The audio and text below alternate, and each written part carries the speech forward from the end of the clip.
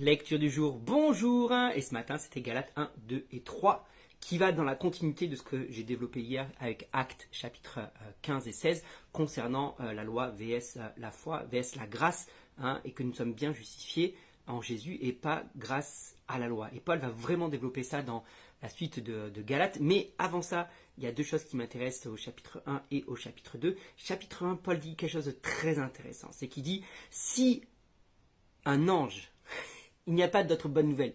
Il n'y a qu'une seule bonne nouvelle, c'est celle de Jésus. Et si un ange venait m'annoncer une autre nouvelle, une autre bonne nouvelle, qu'il soit anathème. Une autre bonne nouvelle que celle de Jésus crucifié à la croix, qu'il soit anathème. Et ça me fait penser à tous ceux qui sont venus après, et à d'autres religions qui peuvent dire que mais non, Jésus n'est pas mort à la croix, et c'est l'enjeu majeur. Et soi-disant, un ange est venu révéler une nouvelle parole de Dieu, et en plus ça qui contredirait le fait que Jésus soit mort à la croix, qu'il soit anathème.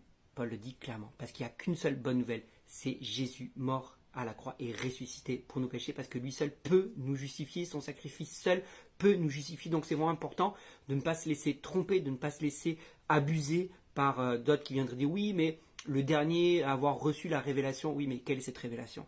Si elle va à l'encontre de ce que l'évangile annonce, c'est caduc. C'est caduc. Ok, Paul est très clair sur le sujet. La deuxième chose, c'est que Paul va faire des reproches à Pierre dans Galates chapitre 2, parce que Pierre changeait de comportement en fonction de qui il y avait. Quand il y avait des juifs, quand il y avait des non-juifs, et suivant avec qui il était, il changeait de comportement. Et Paul va pas se gêner pour le reprendre. Tout Pierre qu'il était, à un moment donné dans sa vie, il a manqué un peu de d'honnêteté, on va dire. Et ça arrive à tout le monde. Et c'est bon, moi je trouve que c'est sain. Pas sain de la part de Paul d'avoir repris Pierre, premièrement, et puis ça fait toujours plaisir de se dire ok, on n'est que des hommes, et même Pierre reste qu'un homme, et à un moment donné on peut se tromper. Donc voilà, ça peut arriver à tout le monde, mais il faut savoir se reprendre. Donc ne change pas de comportement en fonction que si tu es avec tes collègues ou si c'est avec des chrétiens, sois pas le mec super sain quand tu es avec des chrétiens et le mec païen quand tu es avec tes collègues, sois le même tout le temps, parce que c'est le même Dieu qui vit en toi. Et d'ailleurs, c'est un peu plus tard ce que va développer Paul, il va dire ce n'est plus moi qui vis, c'est Christ qui vit en moi. Ce n'est plus moi qui vis. Et si c'est plus moi qui vis, mon comportement ne doit pas changer. Si c'est Christ qui vit en moi, mon comportement ne doit pas changer. Et d'ailleurs, on connaît très bien le verset, ce n'est plus moi qui vis, c'est Paul qui vit en moi. Non, c'est Jésus qui vit en moi. Heureusement, Paul est mort. Ce n'est plus moi qui vis, c'est Christ qui vit en moi. Galates 2, 20. C'est facile à retenir parce que c'est du 220 volts dans ta vie, cette parole. 220 volts. Ce n'est plus moi qui vis, c'est Christ qui vit en moi. Et on oublie la fin.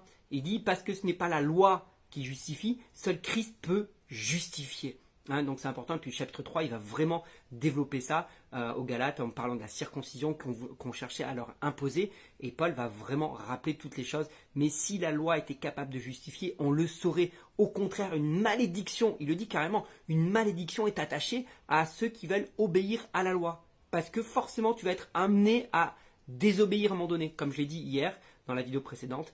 613 commandements à respecter, c'est quasi impossible. Donc il y a une malédiction qui est attachée à ceux qui veulent respecter la loi, parce que c'est pas possible. Et donc la malédiction, c'est laquelle? C'est que tu es maudit, tu es condamné à pécher, tu es condamné à désobéir, à enfreindre la loi, et donc si tu enfreins la loi, tu es condamné, tout simplement. Mais justement, c'est ce que dit Paul, nous ne sommes plus sous la loi, nous sommes sous la grâce, et nous sommes justifiés non pas par nos œuvres, non pas par nos actes, non pas par notre obéissance à une loi, nous sommes justifiés parce que Christ est mort et ressuscité pour nous. Nous sommes justifiés parce que son sang a coulé pour nous, et lui seul peut nous laver, et lui seul peut nous purifier. Donc, je le redis comme Paul a pu le dire, ne te laisse pas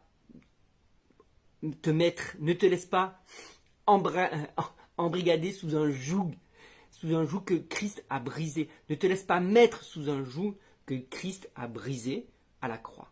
C'est lui seul qui justifie. Cela ne veut pas dire que tu peux faire n'importe quoi. Cela ne veut pas dire que c'est ça y est, c'est la fête et il n'y a pas de limite, il n'y a pas de cadre. Il reste un cadre, évidemment, mais ce n'est pas celui de la loi, c'est celui de la grâce. Et c'est bien différent, mais je ne vais pas développer ça aujourd'hui. Je te souhaite une bonne journée. Dis-moi dans les commentaires ce que toi tu as retenu dans ces 3 chapitres de Galates, et à bientôt.